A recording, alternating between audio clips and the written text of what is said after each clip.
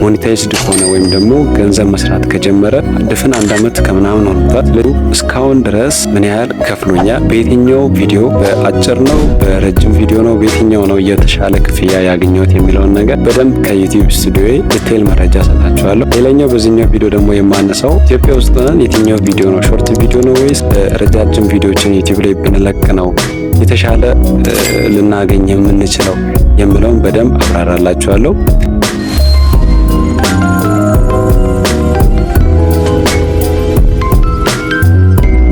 ሰላም እንዴት ናችሁ ፋሚሊ? በዚህኛው ሰው ዩቲዩብ ከመጀመሩ በፊት በእርግጠኝነት ስለ ዩቲዩብ ክፍያ፣ ስለተለያዩ ነገሮች በደንብ ይማራል ብዬ አስባለሁ። ብዙዎች ዩቲዩበሮችም ደግሞ ዩቲዩብ ጀምሩ የሚለውን ያበረታታሉ። ከዛ በኋላ ግን እንዴት ነው ዩቲዩብ ላይ ገንዘብ የሚሰራው፣ እንዴት ነው በደንብ ምን ያህል ኢትዮጵያ ውስጥ በትክክል ምን ያህል ብር እየከፈለ ነው የሚለው በደንብ የተብራራ አይመስለኝም ይሄ ነገር። እኔ ይሄኛው ቻናሌ ሞኔታይዝድ ከሆነ ወይም ደግሞ ገንዘብ መስራት ከጀመረ ድፍን 1 ዓመት ከምናምን ሆኖታል። ስለዚህ በዚህ በ1 ዓመት ከምናምን ጊዜ ውስጥ ላይ ምን ያህል ሰርቼበታለሁ ኦር ደግሞ ምን ያህል ወርድ አድርጓል፣ ምን ያህል ገንዘብ ሜክ አድርጎልኛል የሚለውን ነገር ትክክለኛ የሆነ መረጃ እሰጣችኋለሁ። ይጠቅማችኋል ብዬ ስላሰብኩኝ ነው። እስከ መጨረሻው ቪዲዮ መመልከት እንዳትረሱ። ከዛ ወደ ሀሳቡ ነው። ኦብቪየስ ነው ዩቲዩብ ይከፍላል፣ ኢትዮጵያ ውስጥም ይከፍላል፣ ሌላ ቦታም ይሄ ግልጽ ነው። በዚህ ነገር ላይ ምንም ጥያቄ አይፈጠርባችሁ። ዩቲዩብ ግን ሲከፍል ከሀገር ይለያያል፣ ከቪዲዮ ይለያያል። ይህንን ነገር በደንብ ለማብራራት ለሞከር እስቲ መጀመሪያ ከሀገር ልጀምር።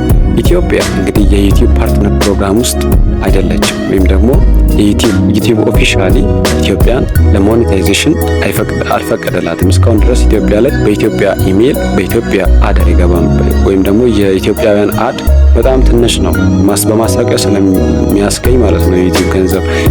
ኢትዮጵያ ውስጥ ሆናችሁ ዩቲዩብ ስትሰሩ ከተለያዩ ዓለማት ሆኖ ኢትዮጵያውያን አማርኛ መናገር የሚችሉ ሰዎች ወይም መስማት የሚችሉ ሰዎች ውጪው ዓለም ላይ ያሉ ኢትዮጵያውያን ወይም ደግሞ እናንተ የምትሰሩት ኮንቴንት ከውጪ ዓለም ሲታይ ነው ገንዘብ ባጭሩ የምታገኙት ዩቲዩብ እና ከውጪ ሲታይ ምንድነው የውጭ ሀገር ማስታወቂያዎች ይገባሉ። የተለያዩ ድርጅቶች ማስታወቂያቸውን በቀላሉ ስለሚያሰሩ ያንን ማስታወቂያ የእናንተ ተመልካቾች ሲመለከቱ ነው ገንዘብ የሚገባው። ስለዚህ ኢትዮጵያ ውስጥ ሆናችሁ ዩቲዩብ ሲሰሩ በጣም ብዙ ቪው ልታገኙ ትችላላችሁ። በጣም ብዙ ተመልካች አንድ ቪዲዮ ለቃችሁ በ100 ምናምን ሺህ ምናምን ሊታይ ይችላል። ይሄ ማለት አንዳንድ ሰው 100 ምናምን ሺህ ቪው ስላለው የሆነ ቪዲዮ 100 ምናምን ሺህ ሰው ስላየ ያን ቪዲዮ ዋው በቃ ይሄ ሰውዬ 100 ምናምን ሺህ ብር ሰርቷል ብሎ የሚያስብ ሰው እንደዛ 100 ምናምን ሺህ ሰው በሚሊዮን ራሱ የታየ ቪዲዮ ያንን ያህል እናንተ የምታስቡትን ያህል ገንዘብ ላይሰራ ይችላል። ይሄ የሚሆንበት ምክንያት ምንድነው? ቪው የሚታይበት ሀገር ነው ማተር የሚያደርገው። ለምሳሌ ዩቲዩብ ላይ አንድ ሰው የለቀቀው ቪዲዮ ላይ ተመልካቾቹ ለምሳሌ ያ ቪዲዮ 200 ሺህ ቪው አለው።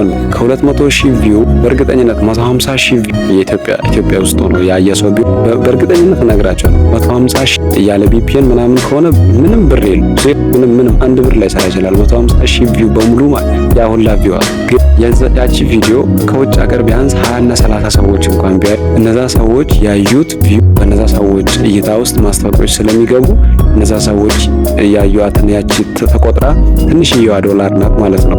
ወደዚህ ወደ ቪዲዮን ወደ ጫኑ ሰውዬ አካውንት ወይም ደግሞ ወደ አድሰንስ አካውንት የሚሆን ወደ ዩቲዩብ የምትቆጠረው ያቺኛዋ ትንሽዬ ከውጭ ሀገር የታየው። ስለዚህ ይሄ ተስፋ አስቆርጣችሁ ምናምን በደንብ እንዲያው ላበረታታችሁ። ለምን ብዙ ሰዎች አሉ ከኢትዮጵያ ውጪ ያሉ ኢትዮጵያውያን አማርኛ ኮንቴንትን የሚያዩ በጣም ማአት ሰዎች። እነዛ ሰዎች ባዩ ቁጥር ብር ይቆጥርላቸዋል። የተለያዩ አረብ ኤሚሬትስ ላይ፣ ዱባይ በቃ ከኢትዮጵያ ውጪ በጣም ብዙ አበሻ ነው ያለው። እንዲያውም አብዛኛው አበሻ ደግሞ የሚያየው የኢትዮጵያን ኮንቴንት ነው።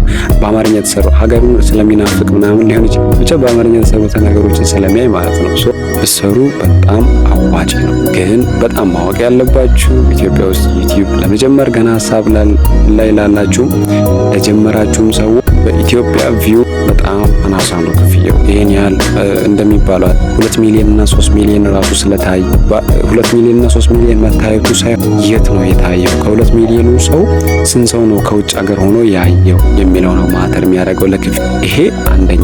ሌላኛው ደግሞ የምትለቁት ቪዲዮ ስንት ደቂቃ ነው የሚለው የሚወስን።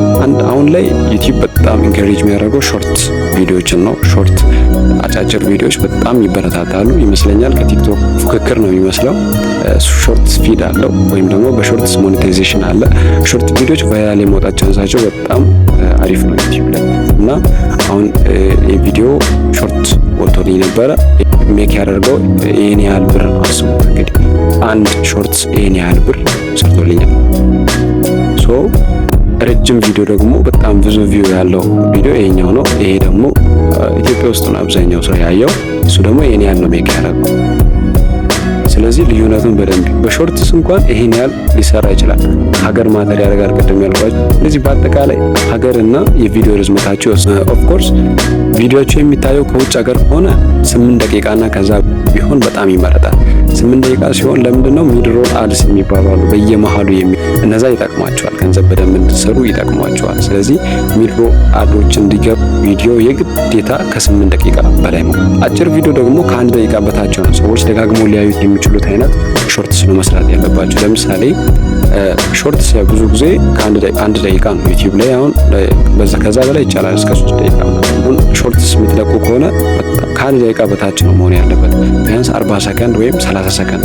አንድ ሰው ቪዲዮ የሚመች ከሆነ 30 ሰከንድ አይቶ ድጋሚ ሲያየው አያችሁ ቪው 2 ጊዜ ነው የሚቆጠረው። አንድ ሰው 5 ጊዜ ደጋግሞ ያናንተ ቪዲዮ በአንድ ኢሜል ብቻ በዛ ሰውዬ ብቻ 5 ቪው ታገኛላችሁ ማለት ነው። ስለዚህ በጣም አጭር የሆኑ ነገሮች የመደጋገም ቻንስ ስላላቸው ሾርትስ በዚህ መንገድ አሪፍ አድርጎ ይከፍላል። በትንሹ ስለ ዩቲዩብ የሞኔታይዜሽን ኮሜንት ላይ ስለጠየቃችሁ ይህንን በደንብ ለማብራራት ሞክሬያለሁ በትንሹ። ተጨማሪም ጥያቄ ካላችሁ ኮሜንት ላይ ሆነም አሳውቁኝ፣ እመልስላችኋል። ይህንን ቻናል ያልተቀላቀላችሁን ቤተሰብ ያልሆናችሁን ተቀላቀሉኝ እያልኩኝ ለዛሬ እዚህ ላይ እናበቃና ቀጣይ ደግሞ በሌላ ቪዲዮ እንገናኛለን። ሃቭ ናይስ ታይም።